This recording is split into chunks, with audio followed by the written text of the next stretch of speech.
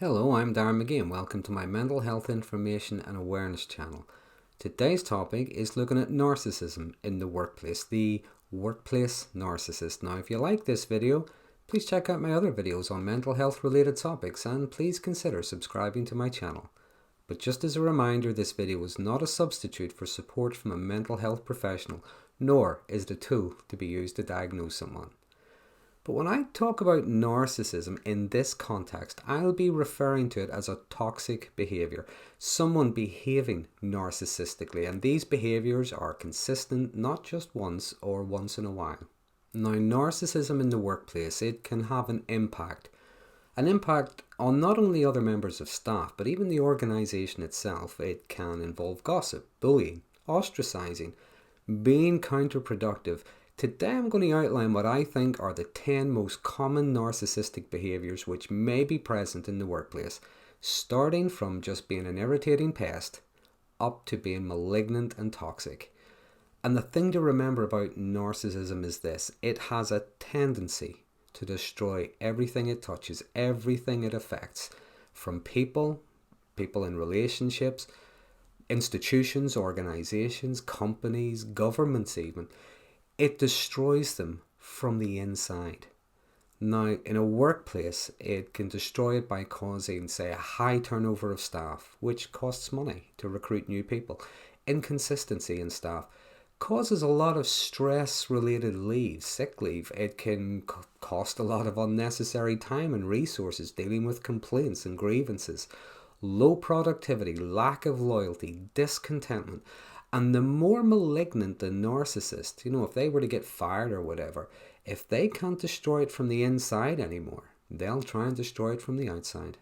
So let's look at the different types. So first of all, there's the work colleague, the one that just wants to tell you all about themselves, their lifestyle, how well they're doing, but they've no interest in you. You bring up anything at all and the conversation is very quickly turned back to them. They like talking about either how hard they're working, how successful they are, how well they're doing on these difficult projects, or how easily they're able to do whatever it is they're doing. They're doing it much better than you. They love talking about themselves because, well, let's face it, they're the most interesting thing on the planet. When they ask others a question, it's really only to initiate a conversation. No sooner does the other person start talking, then they will get interrupted. The narcissist now starts talking about themselves. They like to name drop, let others know how important they are. They probably are very friendly with a celebrity or close with friends with, or they're related to a millionaire. They tend to mingle with senior staff, laughing, telling them funny stories, and then telling their colleagues how close and friendly they are with the senior staff, how much praise they get for the great work they do, how much they're dependent on. The thing about this type is they just have an overly exaggerated sense of importance. Number 2 is the toxic, negative workplace narcissist. Now, I would split these into 2 types. First of all, they're the ones who just want to complain about pretty much anything. Everything is too much hard work. It's so unfair. They struggle with a lack of support, being under-resourced. They claim the management, other staff members, even the organisation hate them. Every project is doomed to failure. Every idea is the wrong idea, and every solution will have a problem. Secondly, there are those who are quick to criticise, scorn, ridicule others and the work they're doing. They love making others feel inferior. Because remember, a common characteristic of narcissism is being emotionally abusive. They only really get to feel good about themselves by feeling better than others. So if they can't do that, they will try to drag others down, to sit with them in their misery.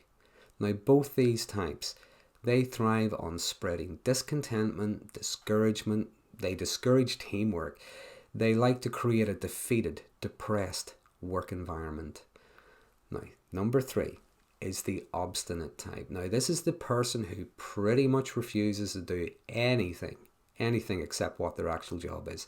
They will find other things to do, other little incredibly important side projects, again, that have nothing to do with their actual role. They will never really ask for instructions. They can sometimes sit about all day doing nothing, waiting to be given instructions.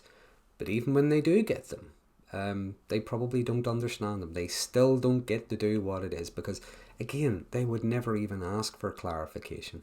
Now, whenever they are perhaps approached, have you got that piece of work done? Have you did what I asked? They will say, well, I didn't know you wanted it. Well, the manager might say, well, I sent you an email, and they could respond with something ridiculous like, you didn't tell me I have to check my emails. I thought we weren't allowed to look at emails and things like that. This type will not be controlled. These are the type that seem to exist just to create strain, to make other people's lives, especially their managers, make their lives a misery. If ever challenged, these are the ones that are often off work on work-related stress for 6 months, a year at a time. In the meantime, they have a grievance in claiming that they're being bullied.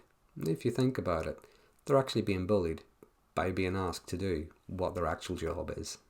Number 4 would be what I would describe as the communal narcissist. Now, this is the person who never shuts up about, say, how the company would probably close down if they left.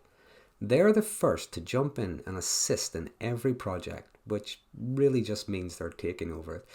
They're always the hero who saves the day, saves lives, saves everybody else's jobs. And it's not uncommon for this type. They just really want to own everything. They can jump in at the last minute just to see a project finished and then take credit for the whole project. You know, they will claim it was doomed to failure until they saved it. Number 5, you get the narcissist who is just the center of attention, dominates everything. They dominate meetings, take over agendas, remind everyone else of their skills, their accomplishments, and why their opinion is worthy of much more consideration and attention than anyone else's. They'll be disruptive to both discredit and devalue others, to make themselves as powerful as possible. Now, a common tactic for this type is to just talk over the top of others, just to shut them down. And this might involve just a load of word salad and nonsense, taking 5 minutes to say what the person they interrupted have just said. And I suppose in their mind, maybe they think that idea, that suggestion is now theirs. This type are notorious for stealing other people's ideas, stealing their work, making them their own. They take credit for other people's work, present them to senior management as if either they have done it or they have acted as some kind of project leader. Commonly, this type of workplace narcissist is not really a participant in anything, in any kind of project. They don't really work well with others or work hard as others, but they're good at looking busy.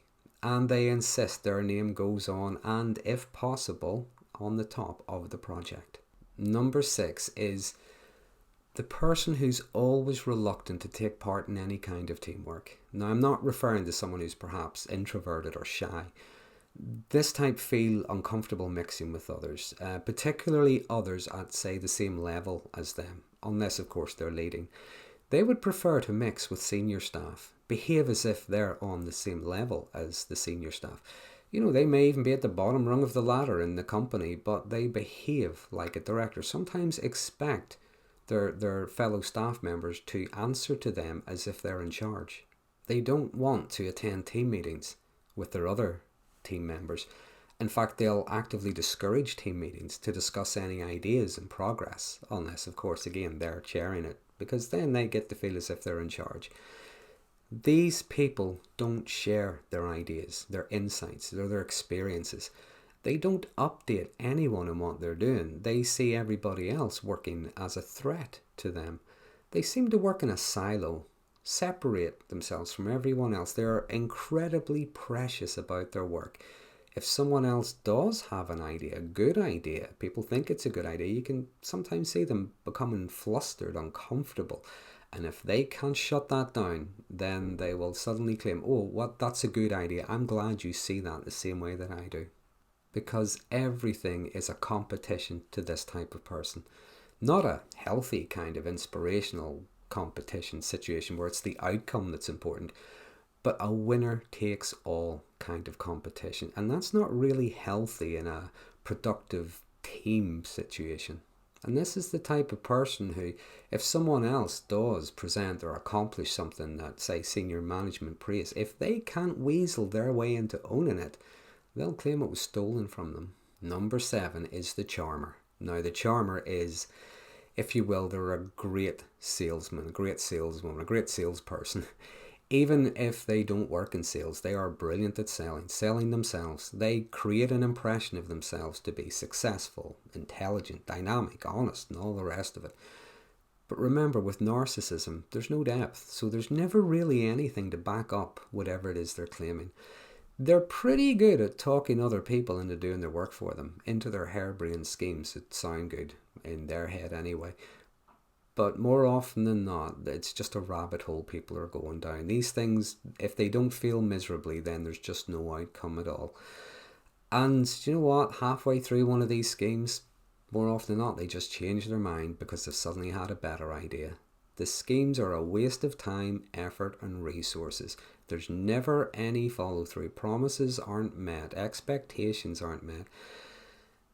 But the thing is, they never really learn, because as soon as they get another idea, they start trying to sell it to everyone all over again. Number 8, and this is where I think we get into the more malignant kind of workplace narcissist. So again, I'm going to split number 8 into 2 main types. So firstly, see if you recognize this. Have you ever walked into the room and the talking stops? There's silence. Everyone in the room is either looking at the floor or at their desk or whatever, and then that one person comes over and they're being overly friendly. Chances are they've just been gossiping, running you down in front of everybody else. Or, this is the other kind. They can't see you or hear you when you talk. They just ignore you, look right through you. They just interrupt the conversation you're having with someone else to talk over the top of you, to talk to them. It's like you're not there. And if they do have to talk to you directly, sometimes comes across as if they're more like talking at you. This is the person who is able to talk about their target in front of others without even mentioning them. Perhaps, say, after trying to address their toxic behaviour, they'll wait until others are present and just come out with, I was accused of bullying today. Or, they might hear about some difficulty, some problem, and it'll just come out in front of other people as some people seem to be struggling with whatever. I don't even know why they're here. Perhaps they should get an easier job. But something good, this is the thing, something good happens, like someone's just, that person that they're targeting, they've just become a parent, they're about to get married, they've been offered a promotion, praised by senior staff, whatever it is. You see them look at their feet as everyone else congratulates them. This is the person, this is the workplace narcissist. They want to blindside their victim, embarrass them, make them believe they're not worthy of any kind of attention. They are cruel, they are malignant. But remember, just because they seem friendly with everyone else, that does not mean there's something wrong with you if you're their victim, just because they're ignoring you. What it more than likely means is there's something wrong with them. Number 9, and I would say this would be most common with a narcissist who is in, say, a managerial position. They are experts on everything because they hold a senior position to someone. That means they know more about everything than, say, someone else does. They are important, special, talented, amazing. No one else is. They get a kick out of insulting, devaluing, causing general pain to others. They abuse their position. This type, though, if you ever notice, they can be very charming, friendly, and cooperative at those who are in a senior position to them. And a really common trait among this type is they get a kick out of ruining things for other people. So here's an example. See if you recognize this. Friday afternoon, just before home time. Every Friday, perhaps, just before home time. They stick their heads round the door and they say something just to leave a bad taste in the victim's mouth. Something they hope is going to ruin that person's weekend. These people are cruel. They are unkind. They are malicious. Anyone stands up to them or challenges them, they will try to do their damnedest to get rid of them. How dare someone call me out on my bad behaviour? If they can't get that person fired, they will try to make their life hell, encourage them to leave. Lastly, number 10. And of all the workplace narcissists, I think this is the most manipulative, calculating, and insidious of the lot. They control, they hurt, they threaten, and they intimidate by actually doing nothing wrong. Because they use the rules. They dominate and they rule through fear by using the rules. They are pedantic, often expressionless. They will send someone an email to shut something down. They will copy in pretty much the whole organization to belittle someone. They will use professional, detached language, pointing out the error or the inappropriateness of what their target has done or said, and they want everyone to see it. And if a complaint is made about them, well, let's be honest. Let's face it, they haven't done anything wrong. They haven't insulted, they haven't accused or anything. They only pointed out a behaviour. In fact, senior management, people like that, they probably think quite highly of this kind of narcissist because of their dedication and their loyalty. This type are the first to use good old human resources to find a way of getting at their target without looking as if they're getting at their target. Because nothing's personalised, it's just the rules. They're following procedure, pointing out that perhaps their victim is not. As I say, they rule through fear. The organisation is on my side. That means that you are powerless. And if you ever want to see a brilliant example of this, watch the movie One Flew Over the Cuckoo's Nest. Louise Fletcher, her portrayal of Nurse Ratched is absolutely fantastic at showing this kind of workplace narcissist. So, there are the 10 different types of workplace narcissists. Now, there are other things going on, like blame shifting, elusiveness, rule breaking, and so on. Please feel free to share anything I haven't mentioned in the comment box below, or indeed any comments at all. I do like reading and responding to them whenever I can. Now, if you like this video, please consider subscribing to my channel for future updates on mental health related topics. And until next time, thanks for watching.